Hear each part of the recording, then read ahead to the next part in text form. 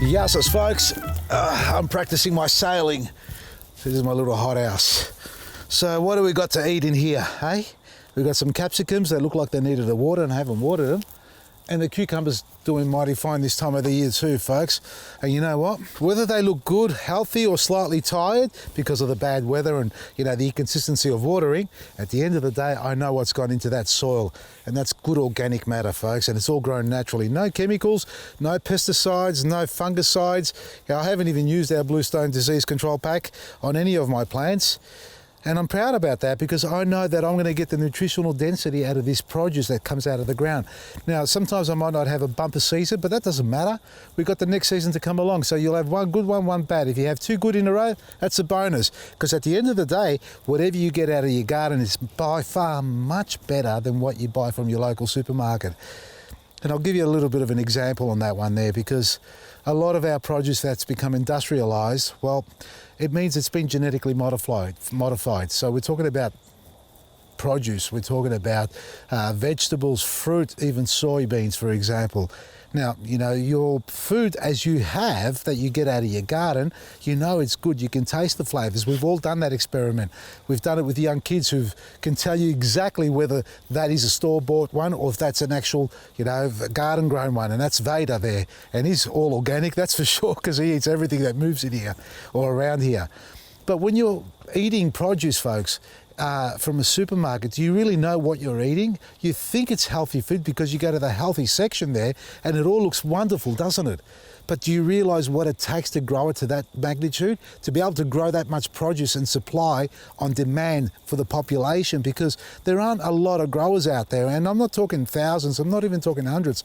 You know, there may be dozens of growers, major growers, who produce an abundance of a produce, a vegetable, a fruit, and mass that out to all the supermarkets and grocery stores.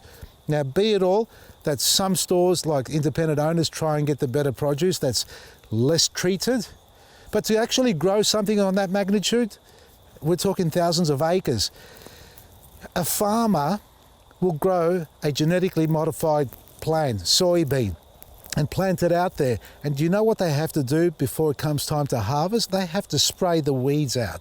And if you've got plants in that field that are growing otherwise as weeds, that you don't want in there, they're not going to go out there mechanically pulling out every single weed.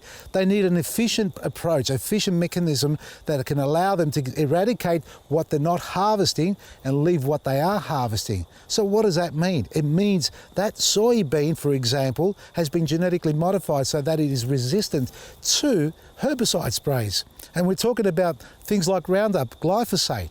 Now, if a plant is resistant to glyphosate, and it's carrying it on it like it's water off a duck's back, what does that mean when you take that soybean to eat it? Now, soybean, plenty of nutrients. I'm no expert in the vitamins and nutritional density of every different produce that exists, but I know that if it's growing in my garden, it's going to be by far better than the one that I buy at the supermarket, even though that may look better than the one that I've got growing in my garden.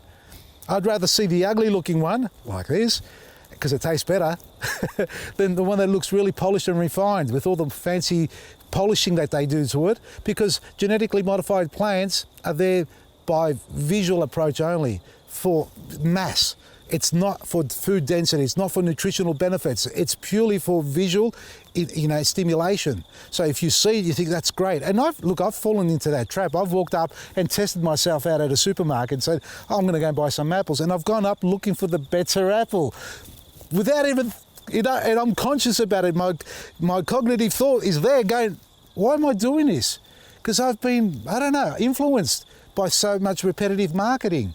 So don't be fooled by the appearance. Be understanding and research where your produce is coming from.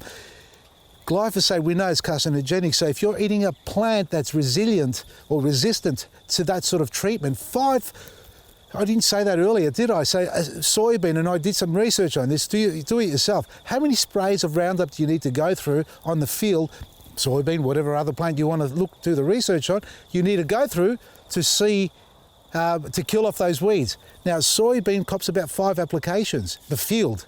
If I might be mistaken, it might be 4. but nevertheless, one more than one is too many. So if you're putting that many sprays down and soybeans still standing there strong and healthy, meanwhile everything else that's grown on its own, that's blown in by the wind or the birds, has died off, you got to think twice about what you're eating, honestly. Then we wonder why our immune systems, it's compromised. We're all having different illnesses. Every person nowadays will be carrying some sort of an illness caused by what we put into our gut, because it all starts in the gut.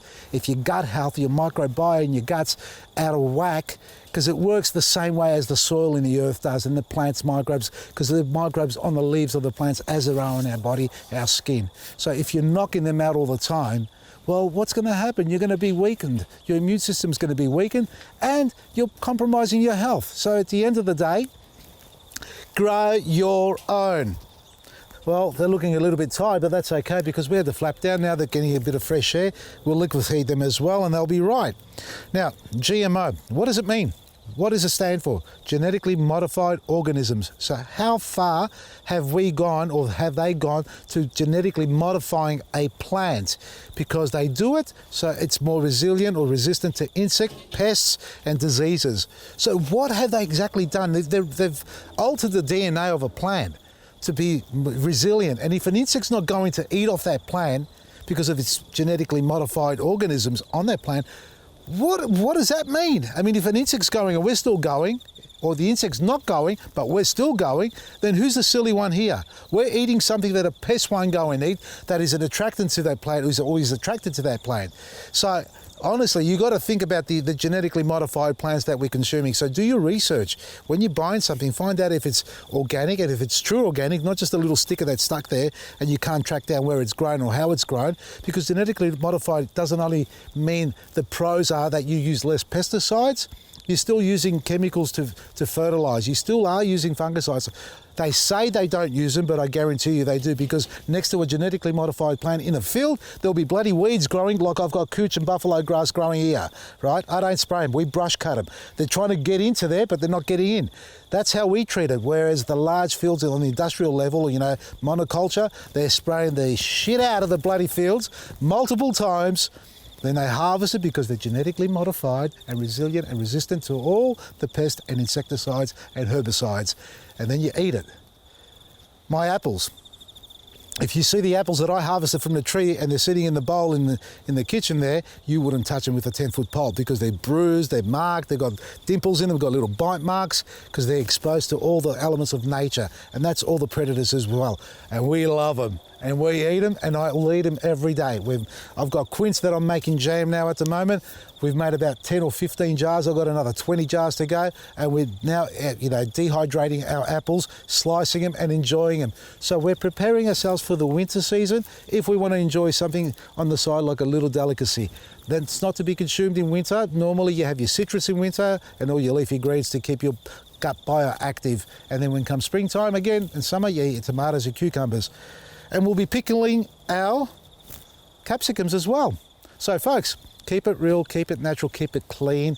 If you're not growing it, don't eat it. And I don't mean that to the full extent. Try and grow as much as you can, or find someone who does, or go to your local farmer's market and enjoy some fresh produce there.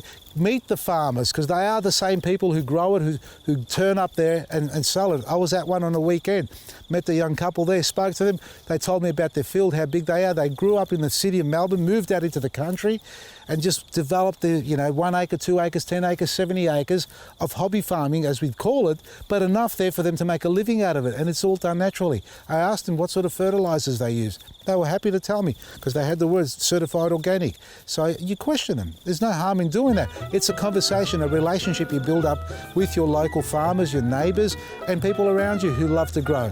So that way you start to understand and appreciate and really know where your food's coming from and what is real food and what is pretend food, because there's a lot of it out there and we are getting deceived by it.